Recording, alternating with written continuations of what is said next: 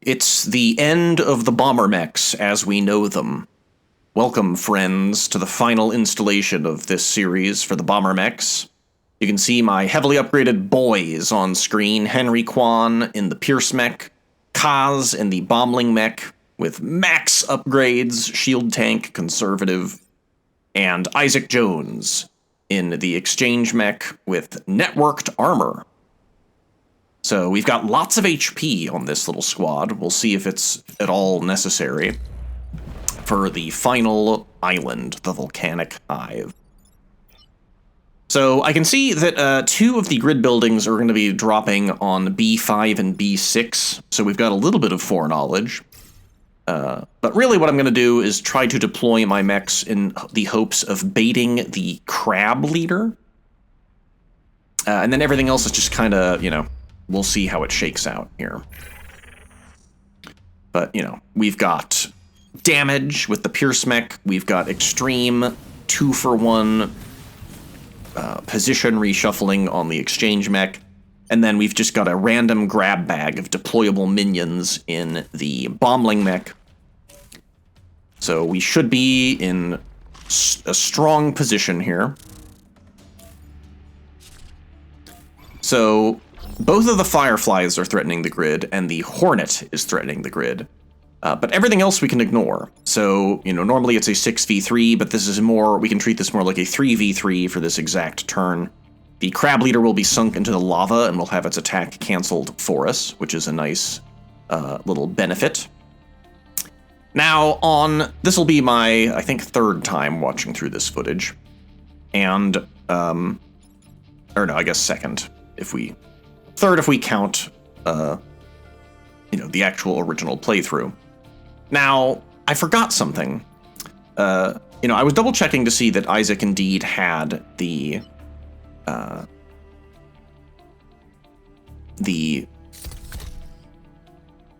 ability that prevents him from, getting lit on fire. I forget what it's called because my brain is not functioning properly. But I could have had Isaac sit safely in the lava, and this would have prevented him from getting hit by this crab's attack. Indeed, we could have actually swapped the Pierce mech with the Firefly leader, and then the Firefly leader would have done some big damage to the Alpha Crab and also taken some damage in return. So that was a more optimal play that I could have done, but we're still okay. We take some damage, we shield the grid, and we've got so much extra HP from networked shielding that, we're still in pretty comfortable shape. But, there's always a more optimal play, especially with the Bombermechs. So it is our next turn. All we got to do is survive. And we continue to be pretty fortunate here with the Vec attacking my mechs instead of the grid. We've got the Blobber Bomb and the Firefly leader were threatening the grid, but I can just teleport him into an instant death tile for fun and profit. And then I think everything else we can handle with the tools available to us.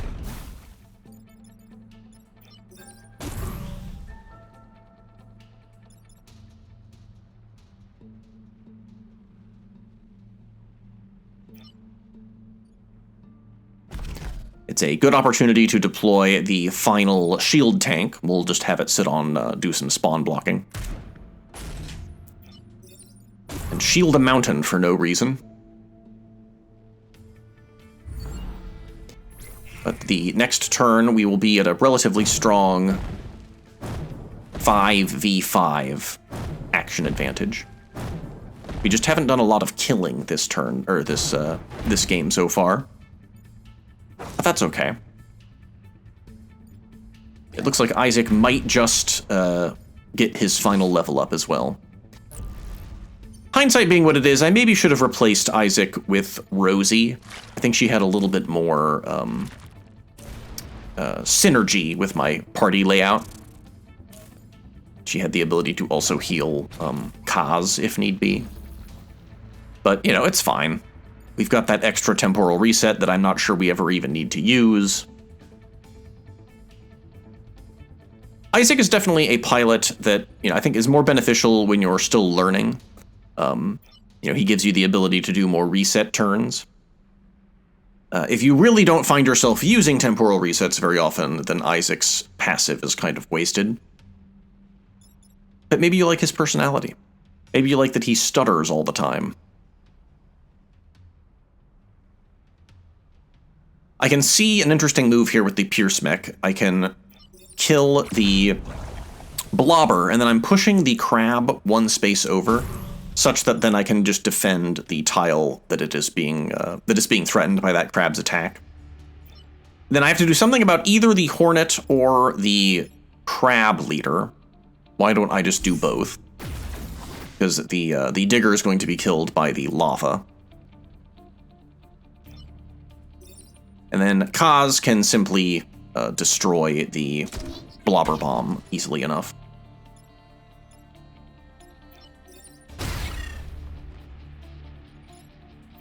The double bombling action. And we are also somewhat lucky that the Crab is not targeting 2 tiles, it's just targeting 1. So Isaac is safe. And thanks to his thick skin, that was the term I was looking for, thanks to his thick skin, he does not actually get lit on fire by submersion and lava. Get some value out of that passive. So it's our penultimate turn for the turn. Or is it the final? Can I count? Yes, final turn. So it's 3v5. We should have enough of a action advantage that we should be in good shape. And the Exchange Mech, due to positioning, doesn't have any good targets available. But this is exactly the sort of job that the Bombling Mech is good at dealing with. The Bombling Mech is your best sort of extra body for swapping around purposes.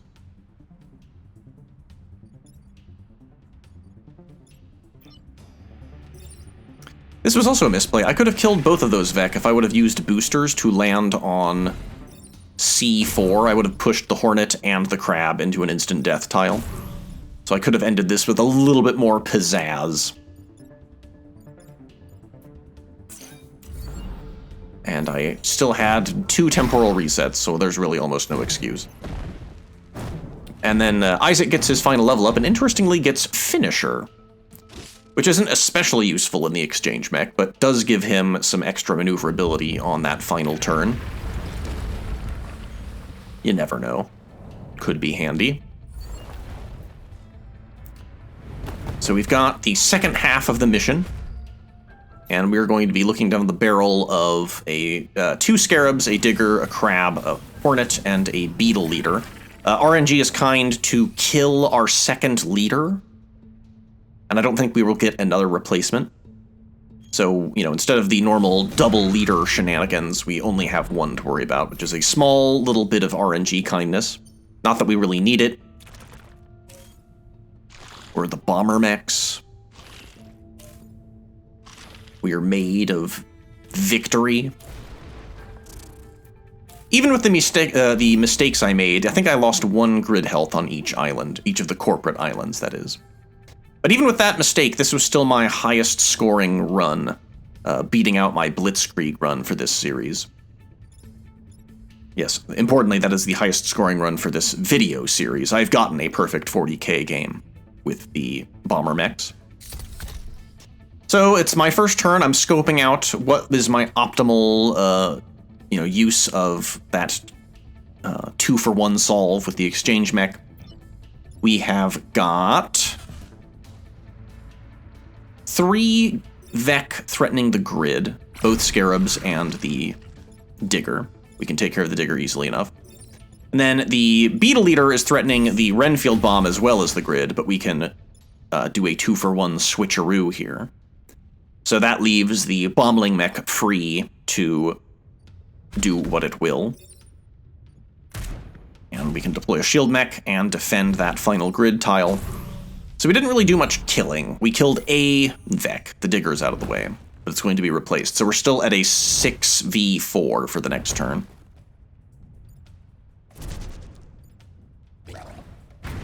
We were also somewhat lucky in that this particular map seed for the second half is not the worst one. We've got some room to maneuver here.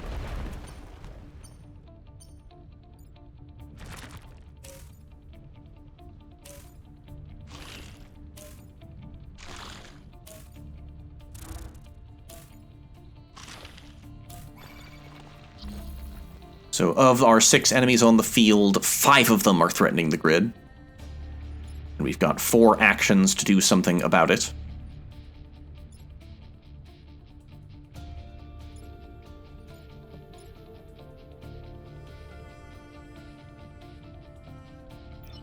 I believe I end up using one of my temporal resets here. After I see, I think, a slightly more elegant solution. You know, you always want to be on the lookout for Vec that are in a row. These are good targets for the Pierce Mech. So the Pierce Mech can... It looks like their best choice is to target the Hornet and that Scarab on C4. The Scarab on C4 isn't really doing anything important, so you want to target the damaging shot, you know, to actually eliminate a legitimate threat. So I like where the Pierce Mech is. Or at least where it will end up being. But it's a question of what will the shield tank help us solve.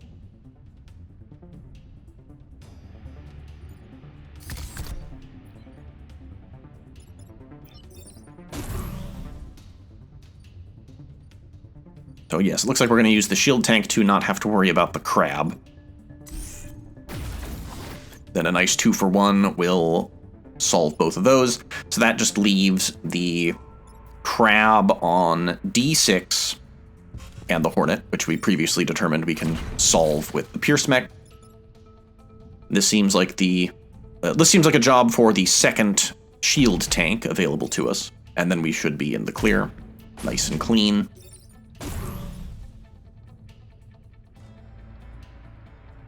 So the next turn will be 6v5.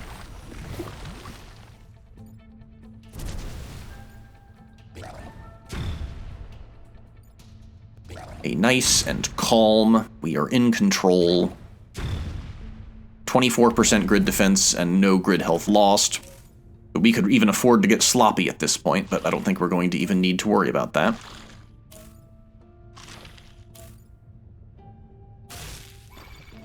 The Scorpion, due to its limited mobility and lack of other valid targets, is doomed. It's just going to get crushed by falling rocks, which is nice.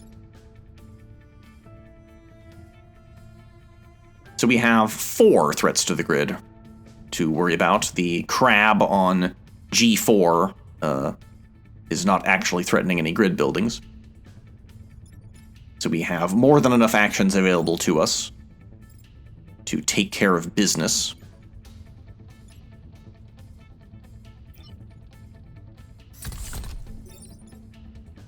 There's a beautiful 2-for-1.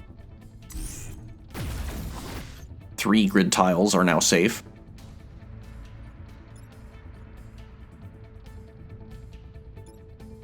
And then we can shoot the Beetle Eater such that it will be destroyed.